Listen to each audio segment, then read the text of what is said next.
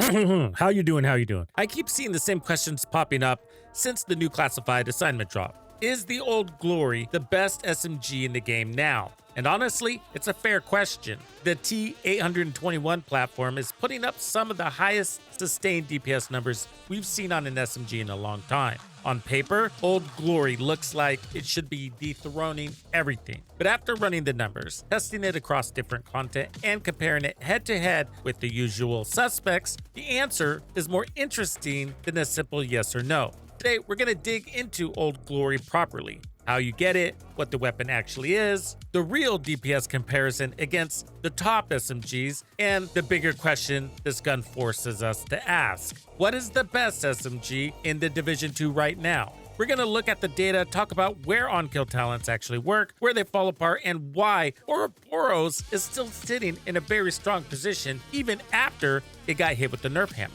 If you care about SMGs or you're trying to figure out what belongs in your loadout for Heroic, Legendary, and Escalation, we're going into the details. Lock and load, let's do this. I'm the last man in the dark zone.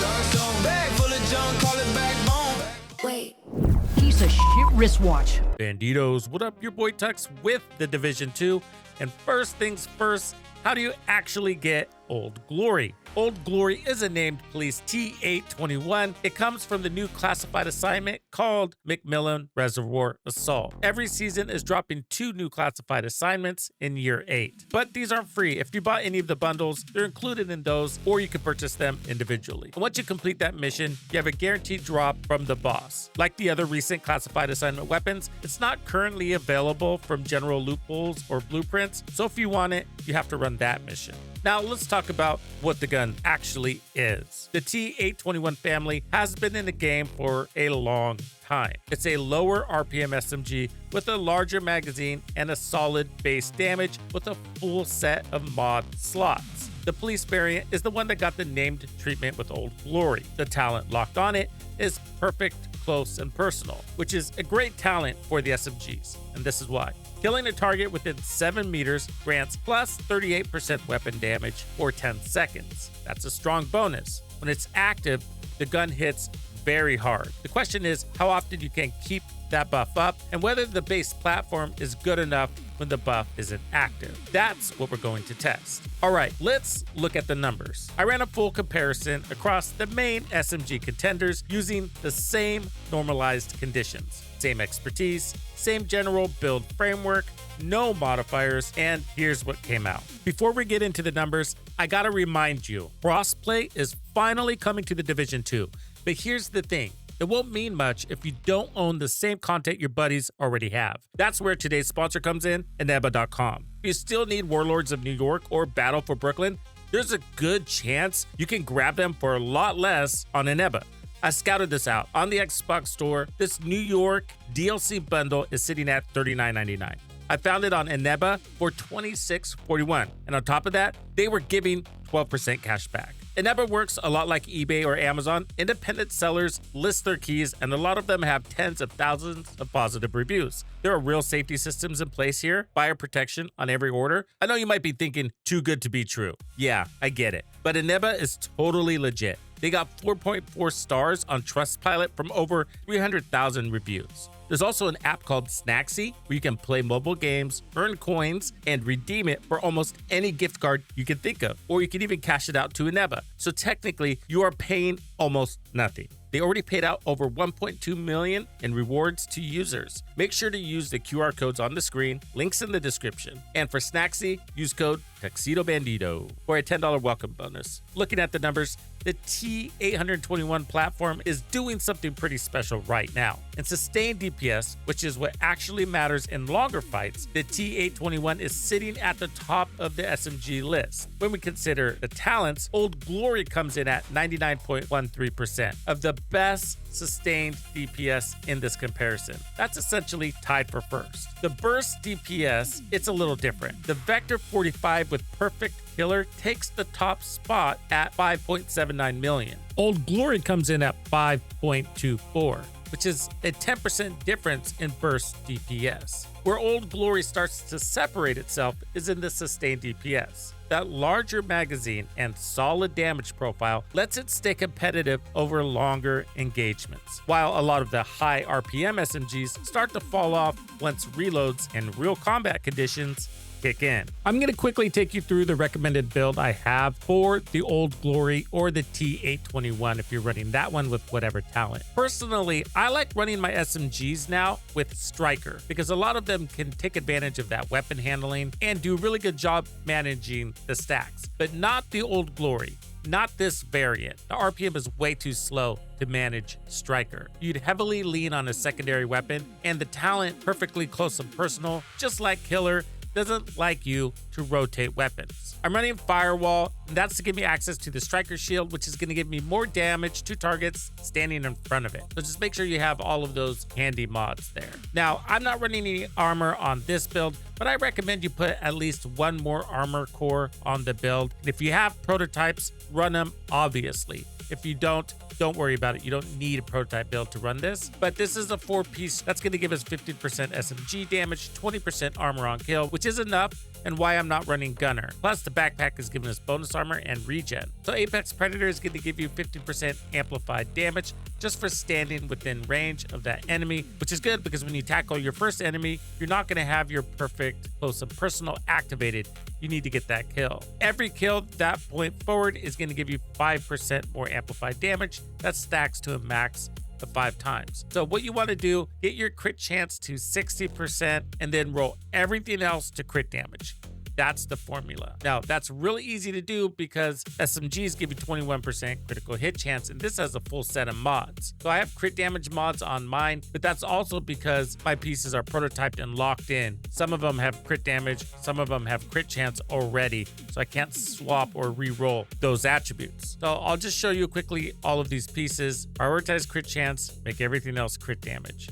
And if you can load up all of the crit chance on your weapon, that's best. For the chest, I am running the equalizer for more rate of fire, also for perfect obliterate, which requires max crit chance, which we have, but crit damage everywhere. Finally, the backpack is the memento. This is for added survivability. I'm mostly using it for the blue core, plus the skill tier, which is going to help the shield. Still, the shield is breaking very easy on this build. Again, add more armor to help that. Otherwise, this is giving us 30% weapon damage, and then we get another 30% weapon damage on kill when we grab the trophy, and those stack. So a lot of power there. 10% bonus armor on kill for each blue core. We only have one right now, but I recommend one more. That's 20% bonus armor on kill plus the 20% armor on kill. And then you have your 3% armor regen, and then you're getting skill efficiency.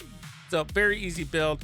All the gameplay, I'm not running modifiers, so those are turned off, but run them. I think they're a great idea. The real conversation isn't whether the Old Glory has the highest burst or sustained DPS. It's whether that on-kill talent, perfect close and personal, can stay active often enough to justify using it over more consistent options. That's the real limitation we need to be talking about. So let's put these numbers into the right context. In a lot of regular heroic content, talents like perfect close and personal and even perfect killer can actually feel like overkill. Spawns are often spread out, enemies don't clump as tightly, and you're frequently moving between engagements. Because both of these talents need you to be in close range and secure kills to stay active, the buff can easily time out before you re-engage the next group. This frustrates me.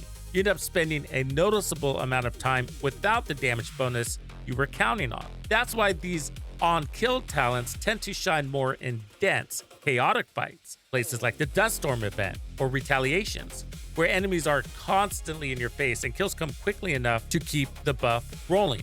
In those situations, Old Glory feels excellent. The higher you go into Legendary and Escalation, the picture changes again. SMGs in general are not especially popular in that level of content. The fights get longer, enemy health pools get much larger, and the windows between kills stretch out. An on-kill talent that needs frequent close-range eliminations starts to lose reliability.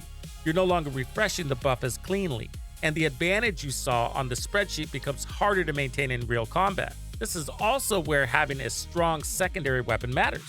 A lot of downtime or inconsistency from an on-kill primary can be covered if your secondary is solid and ready to go when the buff drops. The same logic applies to Streamlined. It's a strong talent on paper, but it requires you to run no skills, which means your secondary weapon has to carry more of the load and must be well matched to the build. Both approaches ask more from the rest of your loadout. So when we look at Old Glory, the T821 platform clearly has some of the highest sustained DPS numbers among SMGs. In the right environment, dense heroic fights, events, retaliations, that power is real and usable. But the talent's reliance on consistent, close-range kills is also its limitation. The further you push into content where fights are longer and more spaced out, the harder it becomes to keep that advantage online. That's the real trade-off with Old Glory right now. So with that in mind, what is actually the best SMG overall right now? Now, before we crown anything, we should talk about the regular T821, not the named Old Glory version, because the base platform itself is clearly strong. The question is whether putting in more consistent talent on it changes the conversation, especially for Legendary and Escalation. Two talents that make a lot of sense here are Optimist and Measured. Optimist gives you increasing weapon damage the further you get into the magazine. It's not an on-kill talent. It doesn't care if the next group is 15 meters away or if the elite takes 20 seconds to die. As long as you're shooting, the bonus keeps building. So can a T821 with Optimist compete with Ouroboros? Ouroboros is an excellent vector.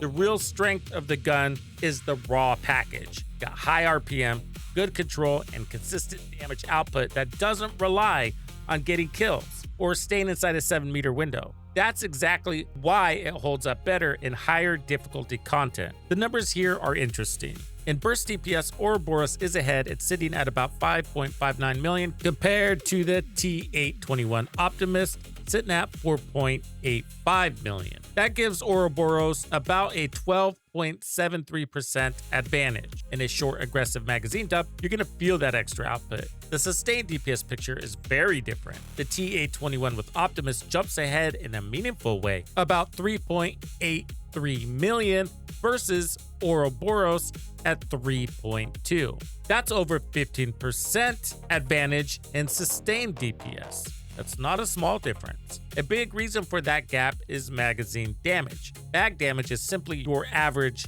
shot damage multiplied by magazine size. Basically the total damage you can put out before you have to reload. The T821 with Optimist is sitting around 26.6 million mag damage. Ouroboros is only around 11.4 million. That's more than double the total damage per magazine on the T821. So even though Ouroboros shoots much faster, each magazine on the T821 is carrying a lot more total damage. Once the fight stretches past the first magazine or two, that extra damage per mag starts to pull away hard. That's what the sustained DPS numbers are really showing. Now let's narrow it down specifically to Legendary and Escalation, because that's where the conversation gets more nuanced. On pure numbers, the T821 with Optimist looks stronger for this content. In longer fights against tanky elites, the extra total damage per magazine is a real advantage on paper, but there's an important reality check we have to add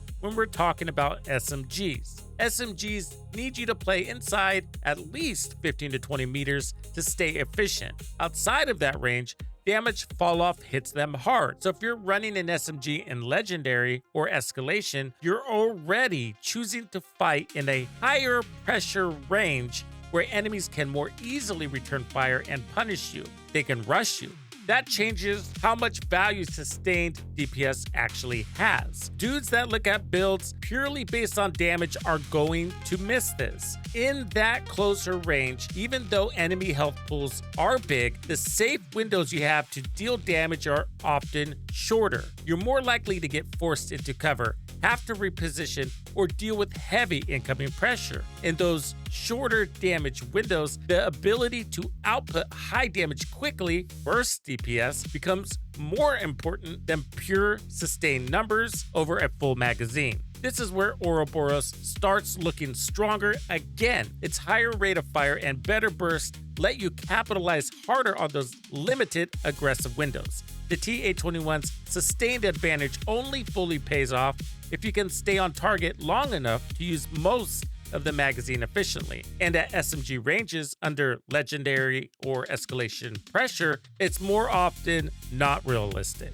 There's also the gear set factor. Ouroboros does a much better job stacking something like Striker, which you're most often going to be using in these scenarios, because of its high RPM. The T-821 stacks noticeably slower, so you'd rely on a faster secondary weapon to keep those stacks efficient. So let's bring it all together. The T-821 platform right now has some of the best sustained DPS in the SMG category. Old Glory takes that platform and puts a strong on-kill talent on it. When the conditions are right, it performs at a very high level. Dust Storm, retaliations, or any content where enemies are constantly in your face and kills come quickly. In those situations, it feels excellent. But the best SMG overall still has to work across more than just peak conditions. It has to stay consistent when the fights get longer, when spawns are spread out, and when you can't guarantee a kill every 10 seconds inside 7 meters. That's why Ouroboros is still my pick for the best overall SMG in the game right now. Now, does that mean Old Glory is unnecessary? Not exactly, but it's also not mandatory. The damage difference we're seeing between Old Glory, a regular T-821 with Killer, are all within about 1%. That's not a meaningful gap in real content. Handling, positioning, talent uptime, and how well the rest of your build is put together will matter more than that tiny spreadsheet difference. I'd love to hear what you all are running. Are you checking out the Old Glory? Is it still perfect killer for you? Drop it in the comments. Hey, thanks for hanging out with me. If this one landed right, do me a favor and drop a like and subscribe. Totally helps. And if you want to catch the next one when it drops, just flip on notifications. Big thanks to all the channel members and everyone supporting the channel. You guys are the reason this community keeps growing stronger every day. I'm so proud.